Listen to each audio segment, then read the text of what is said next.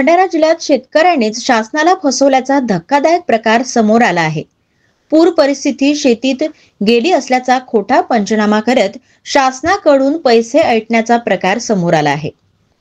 तुमसर तालुक्यातील सुकळी गावातील 6 शेतकऱ्यांनी तलाठ्यांच्या मदतीने शासनाला फसवलं आहे।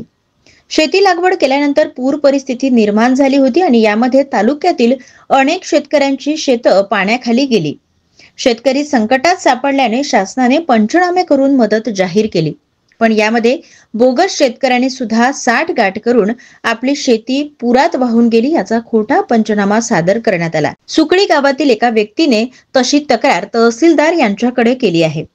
सत्यता तपासण्यासाठी चौकशी करण्यात आली। यामध्ये सुकळी गावातील कोतवाल, पोलीस पाटील, अन्य असे एकूण 6 शेतकऱ्यांचे खोटे पंचनामे तलाट्यांनी केले। त्यानुसार या व्यक्तींच्या बँक खात्यात पैसे देखील जमा झाले। शेवटी तहसीलदार यांनी कारवाईचा धसका दाखविल्यानंतर 6 पैकी 4 लोकांनी पैसे परत केले आहेत। तर आता या प्रकरणी ज्या तलाठ्यांनी खोटा पंचनामा तयार केला त्याच्यावर कारवाईचा प्रस्ताव देखील वरिष्ठांकडे पाठविण्यात आला आहे। एका गावातील तक्रार झाल्यानंतर प्रकार उघडकीस आला, पण जिल्ह्यात आणखी असे बोगस पंचनामे करून शासनाला चुना लावला असावा यात काही शंकाच नाही। त्यामुळे याची सखोल चौकशी केली तर आणखी प्रकरण उघडकीस येण्याची शक्यता नाकारता येत नाही। मी जेव्हापासून जॉईन झालोय फेब्रुवारी 2024 पासून, त्यावेळेपासून या भंडारा जिल्ह्यामध्ये अवकाळी पाऊस सदृश परिस्थिती एक उन्हाळ्यामध्ये तयार झालेली होती आणि अतिवृष्टी ही आपल्याला पावसाळ्या आणि हिवाळ्यामध्ये एक ऑक्टोबर म्हटल्यानंतर हिवाळ्यापर्यंत आपल्याला ते दिसून आले, ऑक्टोबर महिन्यापर्यंत। आणि बळीराजाला मदत व्हावी ह्या उद्देशाने शासनाचे जे धोरण असतात त्यानुसार आपण त्या सर्वांचे पंचनामे केले।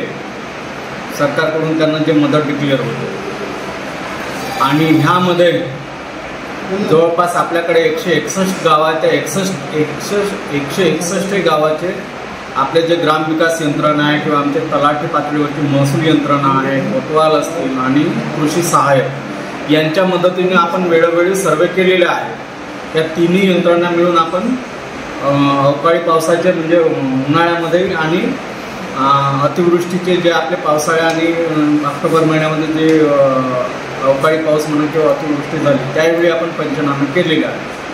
आता ह्यामध्ये योग्य काळजी घेतली गेली नसावी स्थानिक पातळीवर याची शक्यता नाकारता येत नाही। जसं पर्टिक्युलरली आपल्या सुकळी नकुलच्या बाबत जशी तक्रार आली, आम्ही प्रथम प्राथमिक गोष्ट ते चेक केलं। त्याच्यामध्ये 6 अशी जे नावं आहेत ॲक्च्युली ते खातेदार आहेत, परंतु त्यांनी ज्या लोकांच्या नावावर पैसे उचलण्याचा प्रयत्न केला ते मात्र खातेदार नाही। जसं एक व्यक्ती आहे, पोलीस पाटील आहे, त्यांच्या मिसेस आहे, त्यांच्या पत्नीच्या नावानं पैसे उचलण्यात आले म्हणजे पंचनामा झाल्याचं दिसून येते। एक कोतवाल आहे, त्याचे कोतवालाचे नातेवाईक आहे, ऑपरेटर आहे, त्यांचे नातेवाईक, तसे 6 लोक साधारण आपल्याला आढळून आले।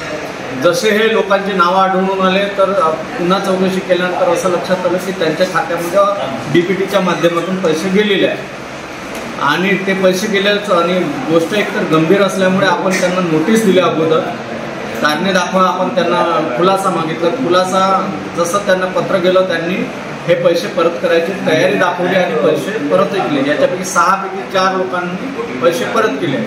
जे 2 लोक जे राहिलेले आहेत तेही एका 2 दिवसामध्ये त्यांनी पैसे परत करणार।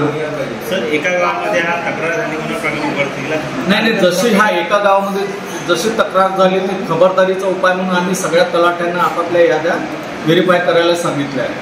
याच्यात घोड आणखी निघालं तर आपण निश्चितपणे कारवाई, मी नाकारत नाही घोड झाला नसेल सगळ्या म्हणजे कारण हे काम स्थानिक पातळीवर झालेलं आहे, ज्याच्यामध्ये आपण कमिटी स्वरूपात पोलीस पाटील असतात, ग्रामसेवक असतात, तलाठी असतात, कोतवाल असतात, इतर काही नागरिकही असतात, ज्येष्ठ नागरिक असतात आणि त्यांच्या माहितीच्या आधारावर ह्या याद्या तयार होतात त्यावेळी।